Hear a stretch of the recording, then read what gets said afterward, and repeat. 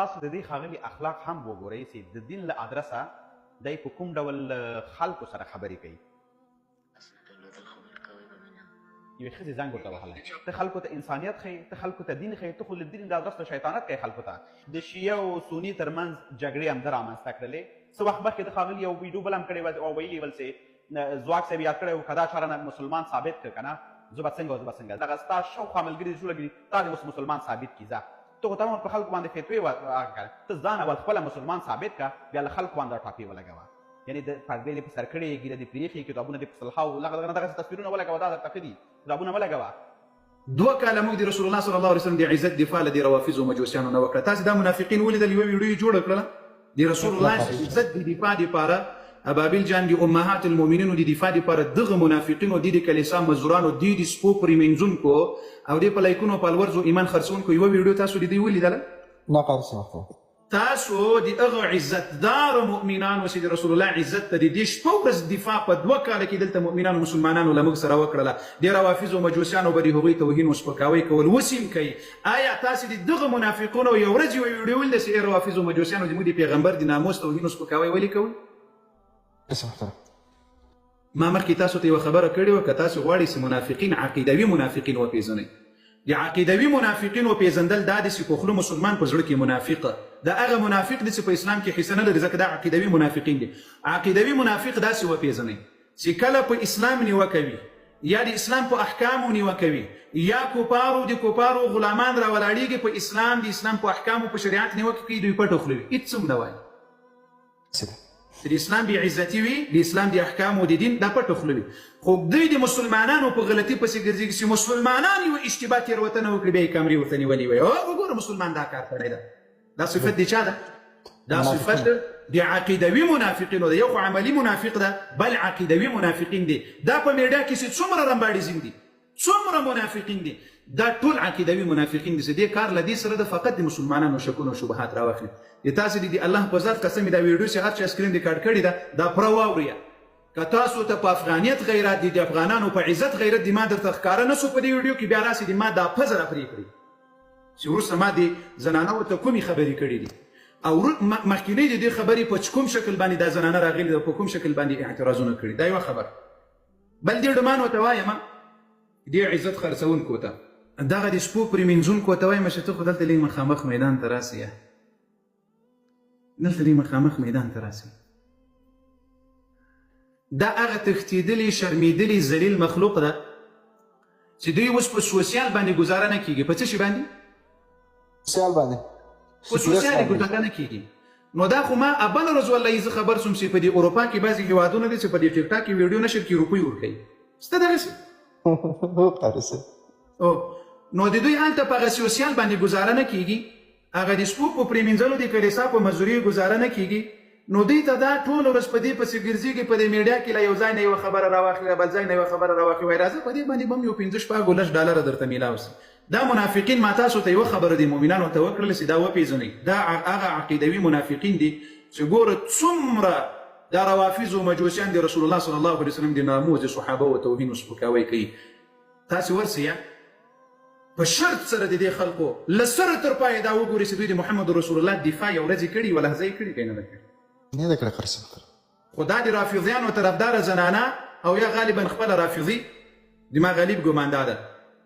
خو دا د اوسانو دلګان وایي د موږ د خور توهین یې کړی یوه ویډیو مې ولده وایي د دې خور او بل ګوري دوستانو دا د دین دښمنان چې دي دا د ویډیوګانې ډېر په چلو په مکر او په فریب سره جوړوي. زه تاسو ته یو بله ویډیو ښیم په دغه شکل باندې دا د کلیسا مزدوران کوشش کوي چې دا د موږ د خپرونو مخنیوی وکړي. اوس خو د سیرت خپرونې شروع دي الحمدلله دا د اوس مخلوق او دا دله مخلوق همداسې مخلوق ده. تاسې دې ویډیو ته وګورئ دا هغه ویډیو دغه د چونډۍ والا مسلمان چې راغلی و چونډۍ والا نسوار دلته نه ده موږ ته چې کله بالکل دې چالو کړه دا ویډیو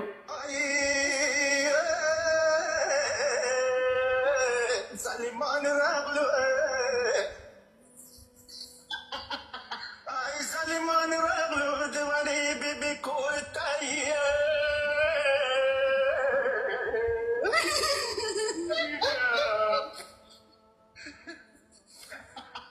ظالمان راغلو د وړې بیبي کور ته د وړې بیبي کور دروازه یې ماته کړله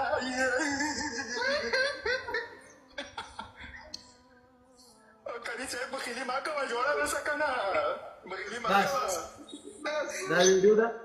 تاسې اوس وګورئ له دې ویډیو نه هېڅ شی جوړ کړي تاسې اوس وګورئ دا دومره بې شرف او بې عزته مخلوق ته په دغه شکل د موږ مقابله کوي نو تاسې همدغه خلک وګورئ دا د موږ مقابله په دغه شکل باندې دا دله مخلوق کوي دا د دین دښمنان دا همدغسې منافقین دا اوس د دې خور دفاع کړي دا د اوسانو دلاګان په دغه شکل باندې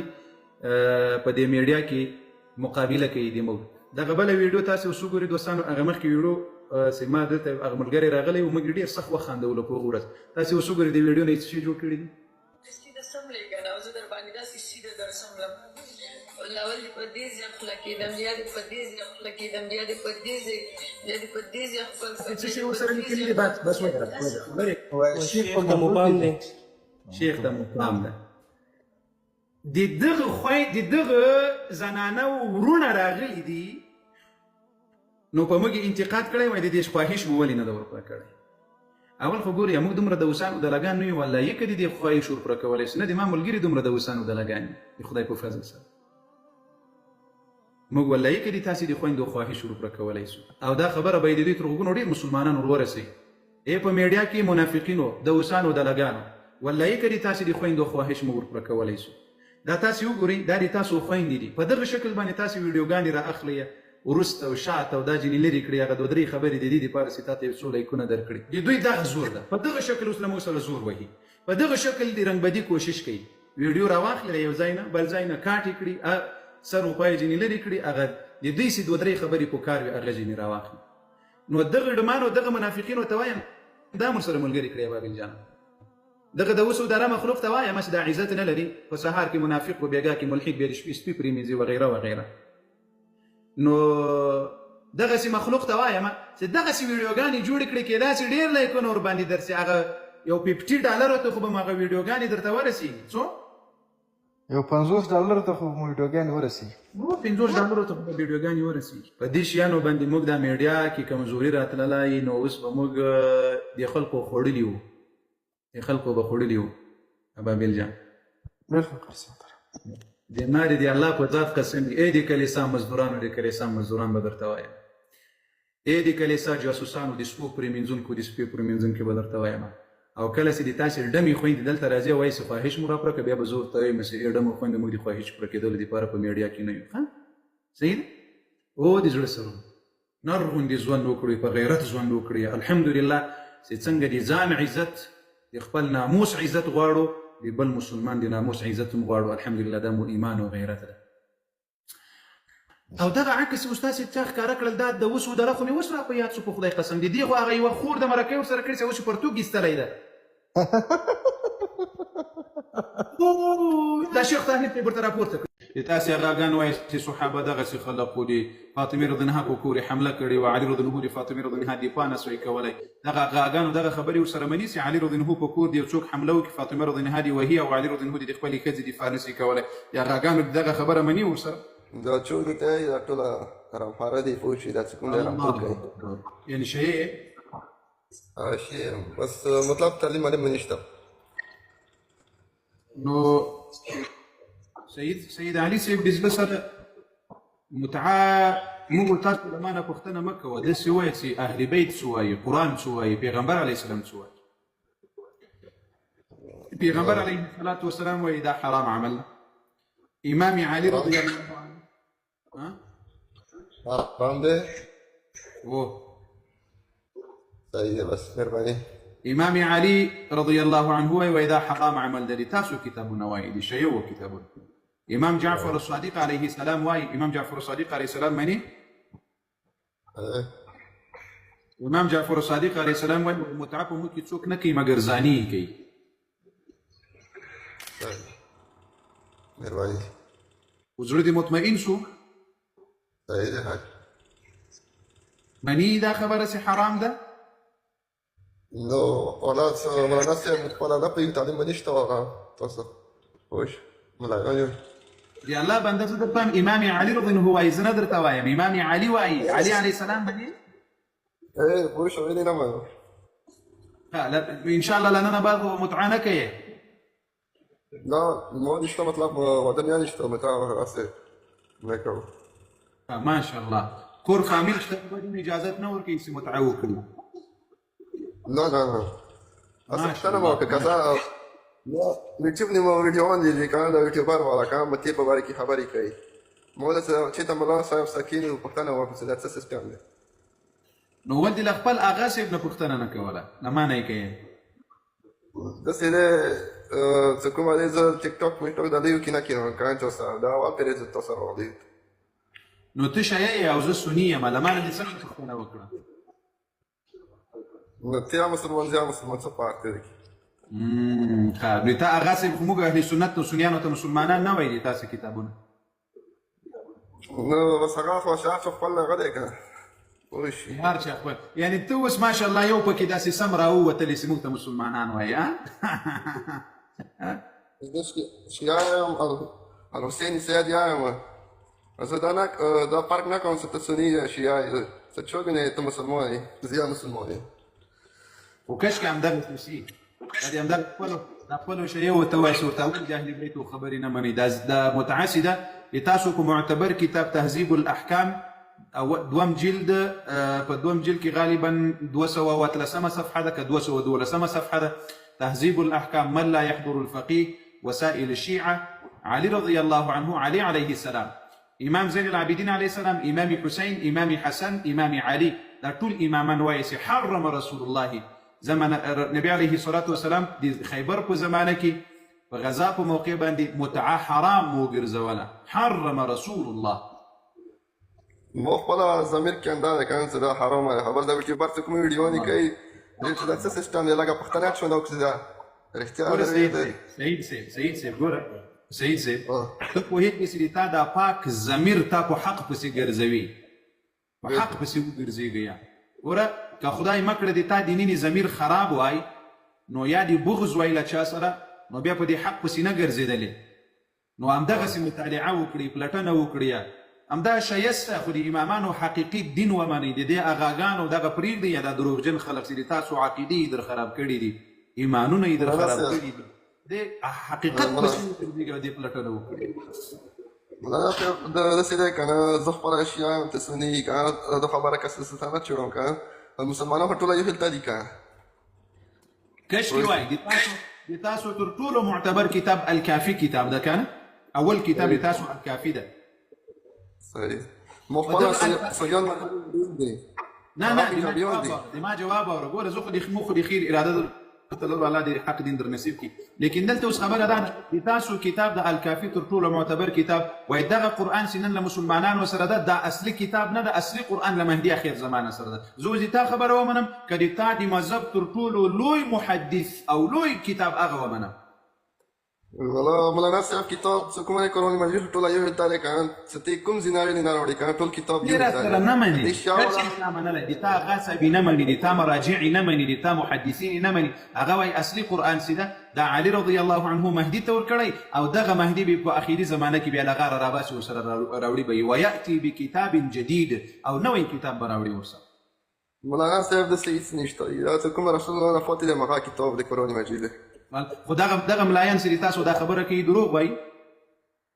والله داسې ملایانو سره زه به څه وایم ملایانو سره مو خپل څه شوق نشته. نه اوس ګوره په دغه ځای کې مشکل ده په دغه ځای کې ته اوس یعنې ته اوس داسې پوره ایمان نه لرې چې دا قرآن حقیقي ده او داسې نه وایې چې دا د ما د ملا خبره دروغ ده.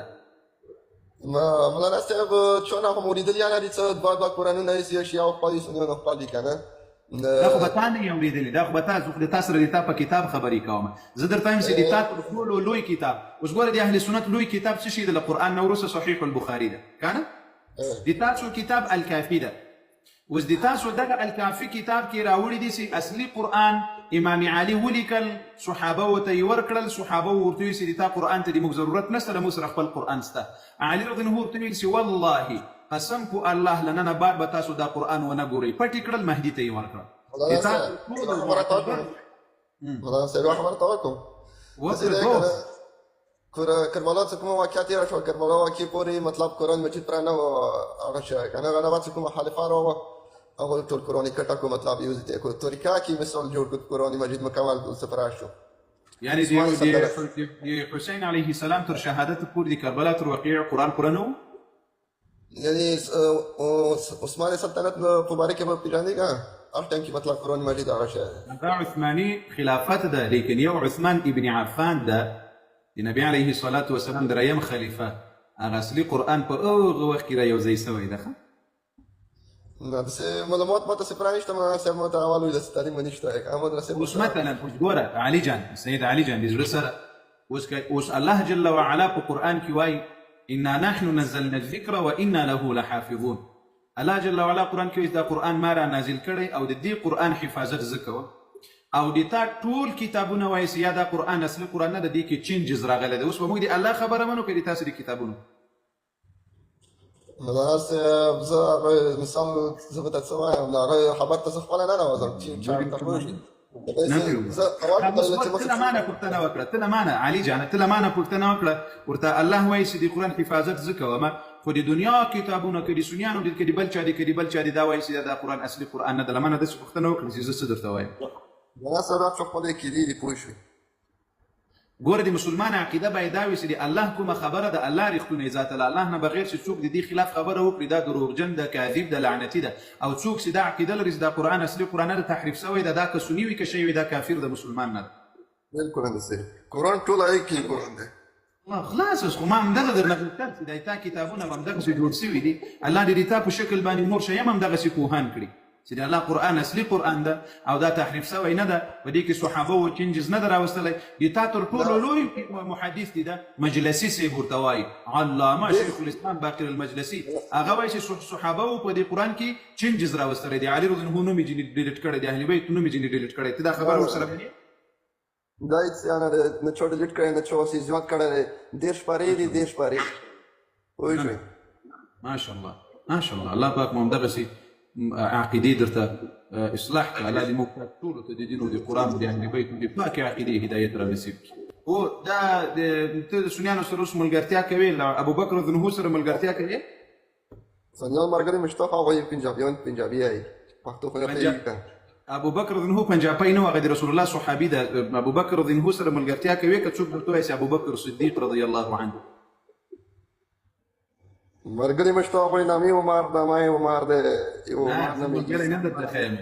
علي جان سید علي صاحب عمر رضی الله عنه چې د اسلام دوم خلیفه ده هغه سره ملګرتیا کوي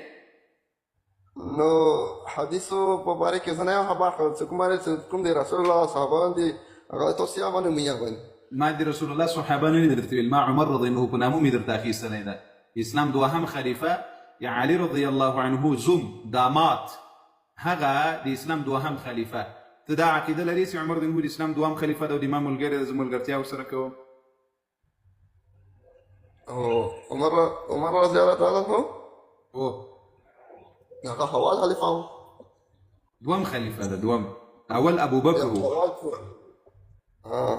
صحیح دی صحیح داسې معلومات درته نشته مولانا صاحب زه به نه څه پوښتنې کوم یو تر نه څه پوښتنې کوي ته زه ځواب لا د هدایت وکړي علي صاحب لټنه وکړي ښه د زړه سره معلومات حاصل کړي ځکه موږ تاسو ډېر مختصر ژوند لرو قیامت ډېر سخت ته اوس نمونه کومه پوښتنه لرې دی د تاسې غاګان وایي چې صحابه دغسې خلق و دي فاطمې رضی الله په کور یې حمله کړې وه علي رضی الله د فاطمې رضی الله دفاع نه سوی کولی دغه غاګانو دغه خبرې ورسره مني چې علي رضی الله په کور دی یو څوک حمله وکړي فاطمه رضی الله دې وهي او علي رضی الله د خپلې ښځې دفاع نه سي کولی یا غاګانو دغه خبره مني ورسره دا چور ته دا ټوله رامپاره دی پوه شي دا څه کوم دی رامپور کوي قربانه کړي سره الله پاک مو الله مو نورم پوهه کړه مننه الله مو سرلوړي کړه الله دې د حقیقي دین هدایت در نصیب الله دې د حقیقي دین هدایت در نصیب امین څه پوښتنه خو به نه لرې بله بله څه پوښتنه هم نشته که څه پوښتنه شوه انشاءالله بیا به پوښتنه کوو راځئ موږ انشاءالله موږ په خدمت کې یو مهرباني الله مو